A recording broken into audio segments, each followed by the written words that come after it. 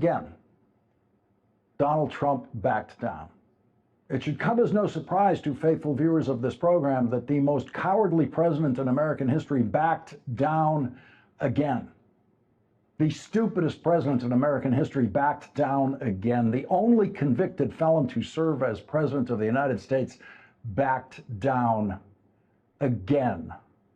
The president who got caught publicly lying over 35,000 times in his first term backed down again. And in backing down again, Donald Trump once again became a loser.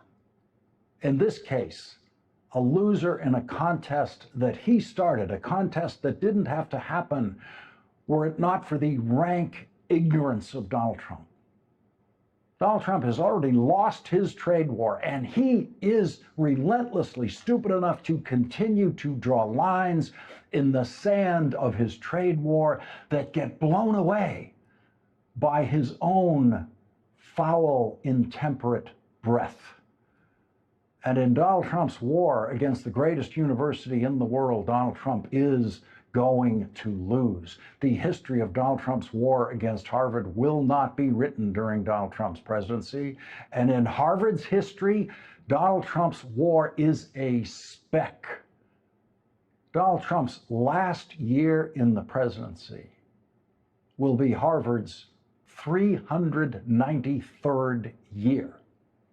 Donald Trump's presidency will be the equivalent of roughly 1% of the years Harvard University has already been with us as America's oldest university, founded in 1636, long before anyone ever dreamed of a country called the United States of America. Long after Donald Trump is gone, the world-class historians at Harvard University and elsewhere will be defining Donald Trump's presidency as the most corrupt American presidency in history.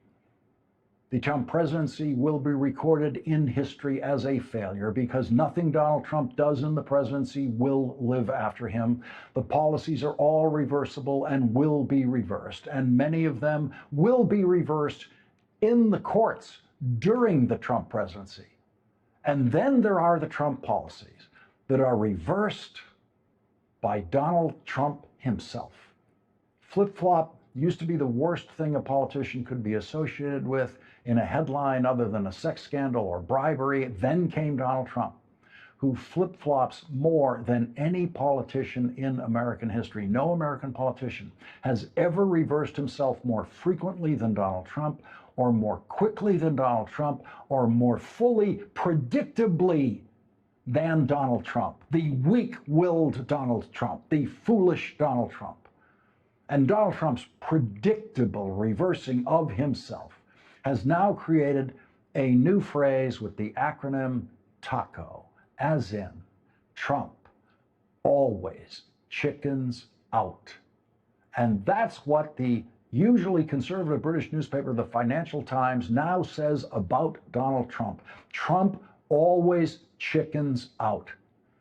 The New York Times reports that the phrase is now sweeping through Wall Street. Trump always chickens out, quote, has been adopted by some to describe the pattern in which markets tumble after Mr. Trump makes tariff threats, only to rebound just as sharply when he relents and gives countries more time to negotiate deals.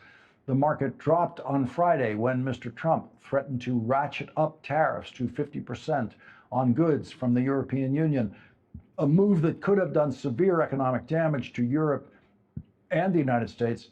But at the time, some analysts, like Salman Fiedler of Berenberg, a German bank, said it wouldn't last. Wild threats by Trump are not unusual, he wrote in a note that day. Given the damage the U.S. would do to itself with this tariff, he will probably not follow through. These retreats are so frequent that investors should rationally expect them. Paul Donovan of UBS Wealth Management wrote, echoing me, by the way, as stocks in Europe jumped Monday morning. And as U.S. markets, which were closed on Monday for Memorial Day, joined the rally on Tuesday, Chris Beauchamp of IG Group summed it up with, taco trade triumphs once again. So I guess one place I could be making more money is as a UBS wealth management analyst, because long before Paul Donovan of UBS wrote, "These retreats are so frequent, investors should rationally expect them," I said exactly that, essentially that on this program weeks ago. I told Wall Street, where obviously no one was listening, that Donald Trump will not carry out any of his tariff threats from that point forward, and there is no reason to sell any stock when Donald Trump threatens a tariff, as he did last week, threatening a new 50% tariff on everything from Europe, a tariff that would be completely illegal and ruled illegal in federal courts. But the stock market panicked again about that 50% tariff on European goods, and then Donald Trump completely flip-flopped over the holiday weekend, seeing where the world markets were going over this. He reversed himself so he wouldn't have another stock market crash on his hands that he would be blamed for. And of course, the stock market came back up. Donald Trump is too stupid to stop threatening new tariffs, and he is too cowardly to actually carry out those threatened tariffs against a Wall Street reaction that would involve a crashing stock market. And so the American stock market should now build all of that into its reaction to Trump tariff threats. The European Union knows the tariff threats are nonsensical, and that's why they have given Donald Trump exactly nothing in negotiations. And after giving Donald Trump exactly nothing in negotiations, Donald Trump immediately announced that he was delaying his 50% tariffs on all goods coming from Europe until July 9th. That's the new lie, July 9th. And I can promise the stock market right now that on July 9th, nothing will happen. Donald Trump will not impose a 50% tariff on all goods coming from Europe on July 9th or ever. And instead of letting the issue fade away and pretending that he's actually achieved something with his trade war, Donald Trump will foolishly remain in the threat and retreat cycle for who knows how long. July 9th is 482 days before the next congressional election. House Republicans and Senate Republicans will continue to be sickened every time Donald Trump threatens a new tariff as the election approaches and the stock market crashes once again. And you should expect that even Donald Trump will understand that he has to shut up about crazy tariffs. A year from now, in the middle of the summer before the next congressional election. And so eventually, Donald Trump will shut up about his crazy and illegal tariffs and just pretend that he's achieved something with his failed trade war. And every one of Donald Trump's fake tariff threats from now through July 9th and beyond should be taken for what it is politically, a gift to the Democrats running against the tariff-supporting House and Senate Republicans. And the Trump tariff clowns who work for Donald Trump will continue to give the Democrats the gift of talking about skyrocketing prices that would be absolutely intolerable as if they're a joke. Today, the most publicly idiotic economic advisor to a president in history went on CNBC, where he admitted that Donald Trump could push the price of an iPhone up to $3,500, and no one should dare complain about it. Everybody is trying to make it seem like it's a catastrophe if there's a tiny little tariff on them right now. A tiny little tariff. That disgraced buffoon, who has never made it above the rank of associate professor of economics and has never had tenure in an economics faculty, thinks that triple the cost of an iPhone, that is just a tiny little tariff. Of course, he doesn't actually think that, but he's willing to smile his way through any lie that he needs to tell on any day on TV about the Trump illegal and crazy tariffs. And while he's telling those lies and smiling about them, He, even as an economic advisor to Donald Trump, doesn't have the slightest idea when Donald Trump is going to flip-flop next on his own tariffs. He could be on TV defending a tariff that Donald Trump has revoked while he's speaking, and he'll keep smiling because that's his job. The clownish smile on TV lying about the Trump tariffs. On Friday, just for the heck of it, Donald Trump, in a childish tweet, threatened to raise the price of a $1,000 iPhone by $250, saying, without the slightest grip on reality, I expect their iPhones that will be sold in the United States of America will be manufactured and built in the United States, not India or any place else. If that is not the case, a tariff of at least 25% must be paid by Apple to the United States. Okay, that is not the case. None of the iPhones are made in the United States now, so that tariff should be applied right now. And of course, none of them have a 25% tariff. No iPhone has a 25% tariff on it now, and none of them are scheduled to be made in the United States. And so that is a fake threat. And some in the stock market actually fell for it. Apple stock dropped 3% that day, but only 3%.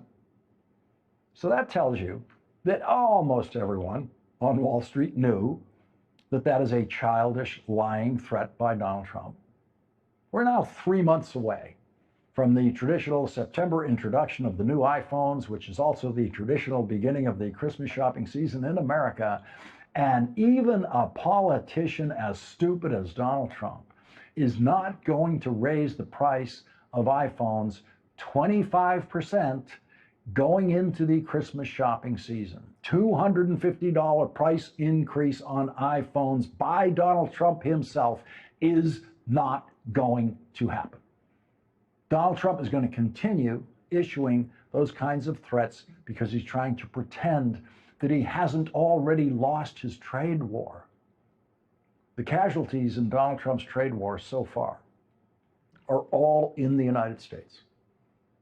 Donald Trump's foolishly high, illegal 30% tariff that is still being imposed on all goods from China after Donald Trump reduced that tariff from the utterly insane and obviously insane level of 145%. Those tariffs are still at 30% doing damage to American businesses and could kill some businesses and will definitely kill American jobs. And after Americans lose those jobs, Donald Trump and Republicans are making sure that after they've been forced into unemployment by Donald Trump's tariffs, they will not be able to get health care in this country because they will not be able to enroll in Medicaid and receive health care coverage.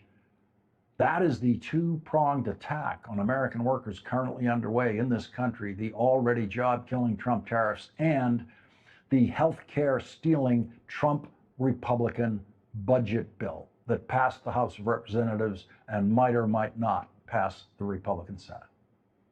The New York Times is reporting on a Vermont small business called Bevo, owned by Karina Hamill and Robbie Ringer, that sells personal water containers people use for drinking containers. The Times reports the duties, which is to say tariffs, on Bevo's bottles are higher than 30% because of the material they're made from and how they are classified by trade officials. Bevo bottles that are not insulated are subject to tariffs that add up to 47%, and the rate for insulated bottles is 37%. Mr. Trump has frequently said foreign businesses that ship products to the United States pay the tariffs. But in reality, importers like Bevo pay the duties to the federal government when the goods arrive at a U.S. port. It's still a massive impact to the cash, and it still requires reworking a whole new strategy, Mr. Ringer said. When he was in China, Mr. Ringer asked to see Bevo's products in the warehouse, which is something he has done before to check manufacturing quality. But this time he had to clamber over pallets in the aisles to see the bottles. The warehouse was crammed full of goods that customers had delayed shipping to avoid paying the 145% tariffs On May 12th, when Mr. Trump reduced tariffs on China for 90 days, Ms. Hamill and Mr. Ringer concluded they could now afford to pay the tariffs on a small shipment, 7,624 of the 30,000 bottles they had promised to buy.